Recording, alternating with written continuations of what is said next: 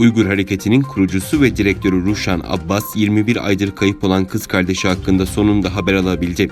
Özgür Asya Radyosu'nun Doğu Türkistan'daki araştırmaları neticesinde Ruşen Abbas'ın kız kardeşi emekli doktor Gülşen Abbas'ın tutuklanıp götürüldüğü tespit edildi.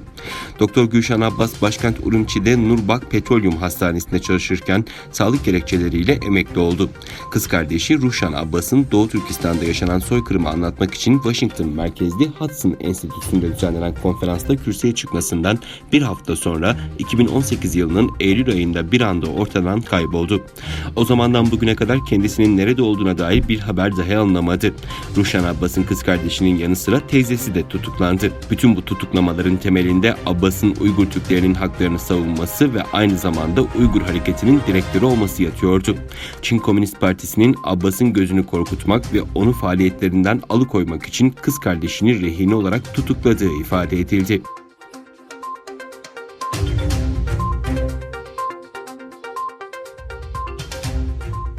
Çin Komünist Partisi'ne karşı uluslararası siyasi koalisyon ittifakı kurulduğu bildirildi. İttifakın Çin'in mevcut şiddet politikalarını diktatörlük düzeyinde arttırıyor olması, dünyada devam eden özgürlük ve güvenlik sistemini benzeri görülmemiş bir şekilde baskı altına alma girişimleri yüzünden insan haklarını ve değerlerini korumak adına oluşturulduğu açıklandı. İttifakın açıklamalarında yükselen Çin'in şiddet ağırlıklı politikaları yüzünden ağır bedel ödeyen uluslararası toplumun bu sorumluluğu üstlenmesini sağlamak ve Çin Komünist Partisi diktatörlüğüne karşı bir takım konuları ele almak için uluslararası bir parlamenter sistem kurduk denildi. Bu koalisyonda Avustralya, Kanada, Avrupa Birliği Parlamentosu, Almanya, Japonya, Norveç, İsveç, İngiltere ve ABD de dahil olmak üzere 9 ülke ve bölgeden üyeler bulunuyor. Koalisyonun ABD temsilcisinin Cumhuriyetçi Senatör Marco Rubio olduğu öğrenildi. Ayrıca Uygur Araştırma Enstitüsü Başkanı Dr. Erkin Ekrem koalisyonun danışma grubunda yer alırken Londra'da yaşayan Uygur aktivist Rahime Mahmut'un sekreter olarak atandığı öğrenildi.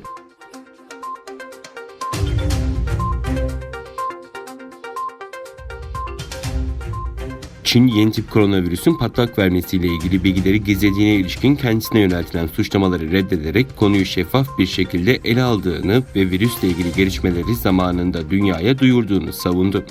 Bloomberg'e göre Devlet Konseyi Basın Ofisi Başkanı Shu Li, bugün düzenlediği basın toplantısında bazı yabancı politikacılar ve medya virüsün kaynağıyla ilgili suçlamalarda bulundu ve salgın krizini siyasallaştırdı.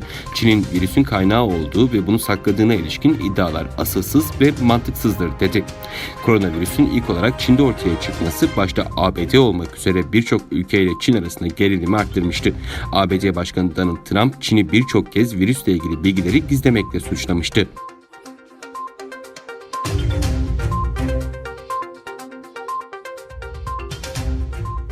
New York Belediye Başkanı Bill de Blasio, siyahi Amerikalı George Floyd'un polis şiddeti sonucu hayatını kaybetmesinin ardından artan reform talepleri kapsamında polis departmanına ayrılan bütçede kesinti yapılacağını duyurdu. New York Polis Departmanı'nın 6 milyar dolarlık yıllık bütçesinde ne kadar kesintiye gidileceği konusunda detay vermeyen Blasio, kesintinin sosyal hizmetlere ayrılacağını belirtti.